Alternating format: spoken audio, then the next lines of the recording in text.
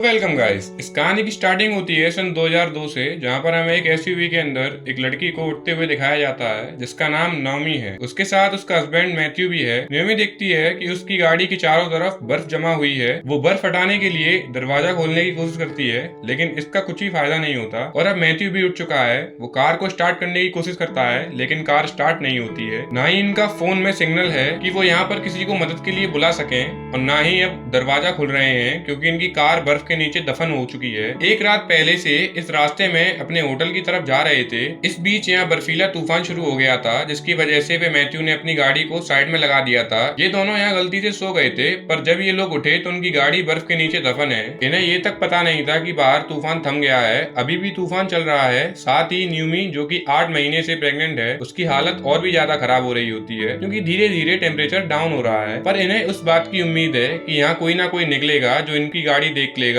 जिससे इनकी जान बच जाएगी। पर इन्हें ये नहीं पता कि बाहर कोई रोड ही नहीं बची, पूरी की पूरी रोड बर्फ से ढक चुकी है। साथ ही तूफान अभी चल रहा होता है। इनके पास खाने की सप्लाई भी होती है, जिसे ये छोटी मोटी मील्स से डिवाइड कर लेते हैं ताकि ये कम से कम खाएं और ज्यादा से ज्यादा वक्त जिंदा रह सकें। अब जब ये अपने खाने की सप्लाई को चेक करते हैं, जब उन्हें पता पड़ता है कि इनके पास सिर्फ 12 दिनों का खाना है और 2 पानी की बोतलें हैं, तब उन्हें बाहर की कंडीशन कैसी है। ये लोग चाहते हैं कि वो जैसे जैसे यहाँ से बाहर निकल जाएं, ये गाड़ी का शीशा तोड़कर बाहर निकल भी जाएं, और अगर कोई जाने का रास्ता नहीं बचा तो ठंड से इन दोनों की मौत भी हो सकती है। और मैथ्यू इसे रिस्क को लेना नहीं चाहता था क्योंकि वो अच्छे से जानता था कि उसकी वाइफ प्रेग्नेंट है। और अब वे दोनों को इसी तरह से गाड़ी के अंदर 3 दिन गुजर जाते हैं, पर इनके पास से अभी भी कोई नहीं निकला था। हालांकि इनके पास खाना पीना और एक कैंडल भी होती है, जिसके साथ एक 3 दिन आराम से गुजर जाते हैं। हालांकि न्योमी मैथ्यू से इत्तेफाक नहीं रखी, वो गाड़ी में नहीं रुकना चाहती, वो गाड़ी के शीशे तोड़कर बाहर निकलना चाहती है। पर मैथ्यू की वजह से वो भी गाड़ी में है क्योंकि मैथ्यू से लेकर कोई भी रिस्क नहीं लेना चाहता था। दोनों के बीच में इस बात पर कई बार आर्ग्यूमेंट भी होते हैं, और अब मैथ्यू का कम खाना शुरू कर देता है क्योंकि वो जानता है कि उसकी वाइफ प्रेग्नेंट है, उसे ज्यादा न्यूट्रिशन की नीड है। मैथ्यू आगे की सीट पर सो रहा होता है। न्यूमी यहाँ पर कुछ ना कुछ लिखती रहती है। तभी ये पानी की बोतल से पानी पी लेती है और उसको बंद करके रख देती है और आगे रख देती है। तभी मैथ्यू का हाथ लगने से बोतल नीचे गिर जाती है, जिससे बहुत सारा पानी वेस्ट हो जाता है। इस बात पर मैथ्यू को गुस्सा आता है क्योंकि पानी इनके लिए बहुत कीमती है, इसलिए वो न्यूमी पर चिल्लाना शुरू कर देता है। पर कुछ ही देर बाद वो न्यूमी से माफी भी मांगता है क्योंकि वो उसकी वाइफ है, वो उससे प्यार करता है और वो ये भी जानता है कि इस वक्त उसे केयर की नीड है। वीडियो में आगे बढ़ने से पहले आप सबसे एक रिक्वेस्ट है कि मेरे 99 यूजर वीडियो देखते हैं लेकिन चैनल को कोई सब्सक्राइब नहीं करता, तो गाइस प्लीज थोड़ी सी हेल्प करिए। अब कुछ देर बाद कार में इसी तरह से गुमसुम बैठने के बाद इन्हें अपनी कार के ऊपर छत पर किसी के पैरों की आवाज सुनाई देती है, जिनसे इनके दिल में उम्मीद जाग उठती है।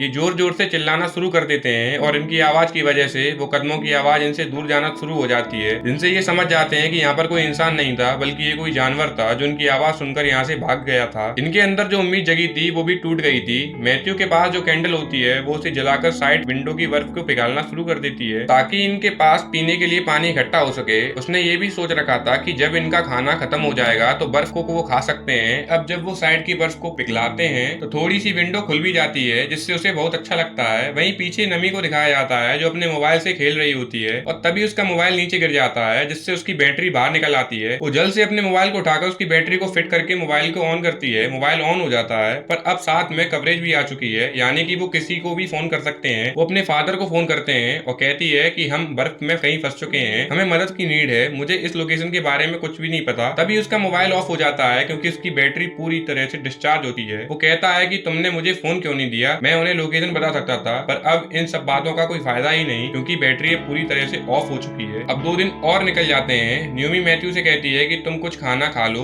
पर मैथ्यू कम से कम खाता है क्योंकि न्यूमी को ज्यादा से ज्यादा खाना मिल सके। न्यूमी कहती है कि हमें गाड़ी के शीशे तोड़कर बाहर निकल जाना चाहिए, और मैथ्यू कहता है कि ऐसा करना ठीक नहीं होगा, हो सकता है कि तूफान चल रहा हो और यहाँ पे बहुत ज्यादा ठंड हो, इस हालात में तुम बाहर 2 कदम भी नहीं चल पाओगी। न्यूमी को मैथ्यू की बात माननी पड़ती है। अब कुछ दिन और भी बीत जाते हैं। इन्हें इस गाड़ी में आज पूरे 11 दिन बीत चुके थे। न्यूमी की जो उम्मीद थी वो हर तरह से खत्म हो चुकी थी। वे मैथ्यू से कहती है कि मैं अपनी आखिरी चिट्ठी लिखना चाहती हूँ ताकि मैं अपने लोगों को आखिरी अलविदा कह सकूं। इस बात से मैथ्यू गुस्सा आता है। वो कहता है कि हम निकलेंगे, और तभी हमें इन गाड़ियों की आवाज सुनाई देती है। ये बाहर बर्फ हटाने वाली गाड़ी आ चुकी होती है। ये दोनों बहुत आवाज लगाते हैं लेकिन इनका कोई फायदा नहीं होता। गाड़ी में बैठा ड्राइवर इनकी आवाज नहीं सुन पाता और जल्दी यहाँ से निकल जाता है। इनसे मैथ्यू का हौसला पूरी तरह से टूट जाता है। इनकी आंखों में आंसू आ जाते हैं, पर न्यूमी उसे संभालती है और कुछ दिन और भी गुजर जाते हैं। आज इन्हें पूरे 15 दिन हो चुके थे। इनका खाना भी खत्म हो चुका है, इनके पास पीने के लिए पानी भी नहीं बचा है। मैथ्यू ने गाड़ी का विंडो विंडो को थोड़ा सा खोला था जहाँ से बर्फ को पिघलाकर पानी बना लेता है। रात को दिखाया जाता है जहाँ पर न्यूमी की हालत बहुत ज्यादा खराब हो जाती है। उसके पेट में दर्द होना स्टार्ट हो जाता है जिससे वो अपना कंट्रोल खो देती है और गाड़ी की सीट बेल्ट निकालकर वो शीशे को तोड़ने की कोशिश करती है। पर तभी मैथ्यू उठ जाता है और कहता है कि तुम्हें शांत रहना होगा, असल में वो अब उसकी डिलीवरी होने वाली है और इन दोनों को ये नहीं पता